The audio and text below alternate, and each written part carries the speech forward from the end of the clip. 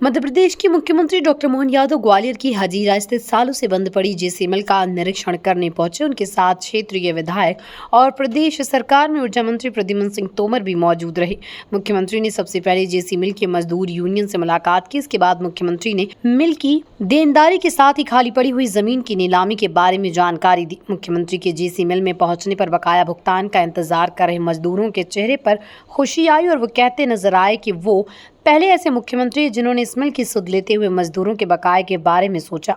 मुख्यमंत्री डॉक्टर मोहन यादव ने निरीक्षण किया और मजदूर यूनियन से चर्चा के बाद मीडिया को ब्रीफ करते हुए कहा कि देश के प्रधानमंत्री नरेंद्र मोदी जी ने 4 पिलर बताए हैं। गरीब, महिला, युवा और किसान, इन चारों वर्ग के हितों को हम सर्वोच्च प्राथमिकता में रखते हैं। इस भावना के साथ युवाओं को रोजगार दिलाने के लिए इंडस्ट्रीज कॉन्क्लेव किए जा रहे हैं। गरीब महिलाओं, युवाओं सहित सभी को रोजगार दिलाने के लिए हमारी सरकार की प्राथमिकता है। हमारी ये भी प्राथमिकता है कि जो पुरानी इंडस्ट्रीज हैं, जो किसी न किसी कारण से बंद हो गए, उनके भुगतान से संबंधित मजदूरों के प्रकरण कोर्ट में चल रहे हैं। ऐसे में उन सभी मजदूरों के भुगतान के लिए सरकार लेवल पर निर्णय किया है कि उन्हें इस तरह रास्ते में अकेला नहीं छोड़ा जा सकता। मुख्यमंत्री ने ये भी कहा कि बहुत से मजदूर ऐसे हैं जो अब इस दुनिया में भी नहीं रहे। ऐसे में हमारा पहला फर्ज बनता है कि हम सभी मजदूरों की देनदारी चुकाएं। सरकार का दूसरा निर्णय ये भी है कि ऐसी जमीनें जहां हम भविष्य में उद्योग के लिए या किसी अन्य काम के लिए इसका उपयोग करें जो शहर के विकास के लिए जरूरी है। युवाओं को रोजगार दिलाने के लिए इंडस्ट्री कॉन्क्लेव, गरीबों को, महिलाओं को, सबको रोजगार दिलाने की नई इंडस्ट्री डलवाना, ये हमारी सरकार की प्राथमिकता भी है। लेकिन ये भी प्राथमिकता है कि जो पुरानी इंडस्ट्रियां हमारी ऑलरेडी सरकार के समय कोई न कोई कारण से बंद हो गई, 30 साल पहले, 40 साल पहले, 25 साल पहले कोई कारण से मजदूरों के प्रकरण कोर्ट में चल रहे हैं, तो हमने निर्णय किया कि हर हालत में हर एक मजदूर का पैसे का जो उनकी देनदारी है उसको चुकाने की हमने अपने आप में सरकार के लेवल पे निर्णय किया कि ये लंबे समय तक मजदूरों को इस तरह से रास्ते में नहीं छोड़ा जा सकता है। जैसा मुझे बताया गया कि 8000 से ज़्यादा मजदूर यहाँ इस जेसी मिल के पैसे की उम्मीद में लाइन में खड़े हैं।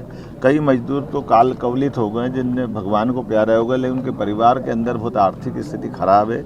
ऐसे में हमारा पहला फ़र्ज बनता है कि हम हर हालत में मजदूरों की देनदारी चुकाएं।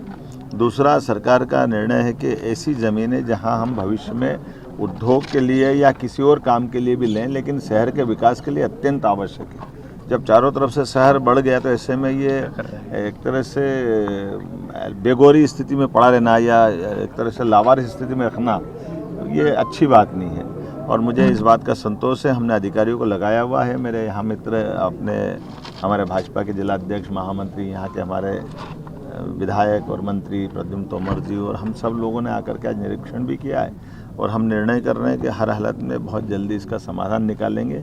आपकी जानकारी के लिए बता दूं, मेरी सरकार बनने के तुरंत बाद हमने हुकुमचंद बिल का निराकरण इसी प्रकार से कराया था। वहाँ भी लगभग 7-8 हज़ार मजदूरों का देनदारी का प्रकरण था और माननीय प्रधानमंत्री जी के माध्यम से उसको हमने समाधान कराया था उनकी मौजूदगी में।